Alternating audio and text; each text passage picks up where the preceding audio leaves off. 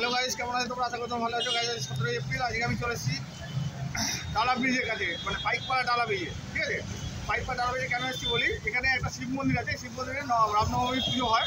তো গতবার আমি এসেছিলাম, যেখানে ভিডিও করেছিলাম, এখানকার একজন ছেলে আমাকে ইনভাইট করেছিল, আমি এসেছিলাম।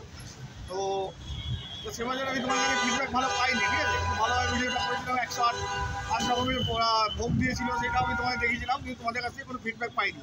এবছরে চলে এসেছি আবার। তো এবার তোমাদের কাছে কতটা ফিডব্যাক পাবো জানি না। তো চলো এবার যাওয়া যাক। আর এখানে যদি তোমরা আসো, কেউ আসবে তোমাদের বলে দিই, যদি আসতে চাও, সামনের বছর যদি রামনবমীতে আসতে চাও, এখানে আসতে গেলে nearest metro Shyambazar metro station থেকে নেবে। তোমরা যদি পাইকপাড়ার দিকে চলে আসো, মানে বাসেই আসতে হবে, হেঁটে আসলে অনেক সময় লাগবে।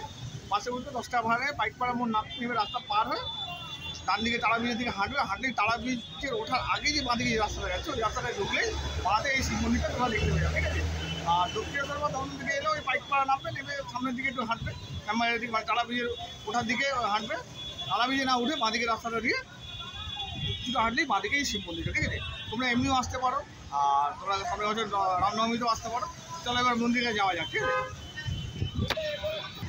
তো গাইস এই হচ্ছে টালা ব্রিজ, এদিকে শ্যামবাজার চলে গেল। ঠিক আছে, আর এই দিকটা হলো পাইকপাড়া। আমি এদিক থেকে এসেছি, এই পাইকপাড়া বাস স্টপে নেমে ওদিকে নামলে এপার হয়ে এদিকে চলে আসতে হবে। যে গাড়িটা ঘুরছে দেখো, এই রাস্তায় চলে যেতে হবে। এই রাস্তায় এই চলে যাচ্ছি, দেখো আমি এই রাস্তার মধ্যে চলে যাচ্ছি। দেখো ওই সামনে রকম লাইটিং করেছে, এই যে আগের বড় ছিল এই লাইটিংটা।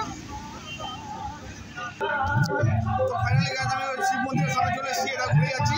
এই যে শিব মন্দির রাখো এদিকে, আর এই ঘুরে গেলাম শিব মন্দিরের কোথায় গিয়ে টালা ব্রিজে রাখো। টালা ব্রিজেটা তারা তোমাদের মন্দির দেখায়, এখানে গান বাজিয়ে রেখেছে। আর এবারে সব দেওয়া হয়ে গেছে, রাত হয়ে গেছে, সব শেষ হয়ে গেছে, বুঝলে। তোমাদেরকে শুধু এই লাইটিং মন্দির শিব ঠাকুর এগুলো দেখাবো। তো গাইস এই হচ্ছে ওদের মন্দিরটাই দেখো।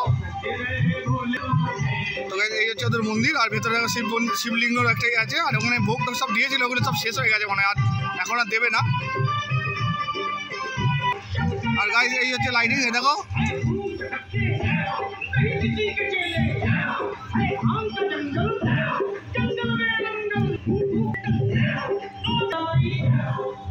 মন্দিরের ভেতরে প্রবেশ করে গেছি একদম।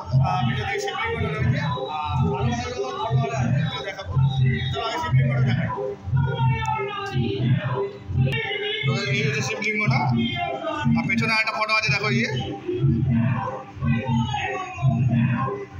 তো গাইস এখানে মা সন্তোষীর ফটো আছে। ইয়ে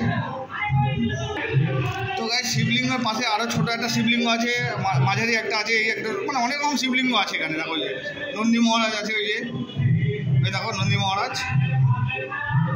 আর এদিকেও দুটো ছবি রয়েছে দেখো, ছোটো ছোটো। তো গাইস আজকে ওরা ভোগ হয়নি, তাই ভোগ দেয়নি আজকে, আগামীকাল দেবে। আগামীকাল আমাকে আসতে বললো। তো চলো গাইস, এই পাইকপাড়া শিব মন্দির ভিডিওটা এই পর্যন্ত, মানে রামনবমী উৎসব মানে পুজো যেটা, ভিডিওটা এই পর্যন্ত। ভিডিওটা ভালো লাগলে লাইক করো, শেয়ার করো, আমার চ্যানেলটা সাবস্ক্রাইব করো।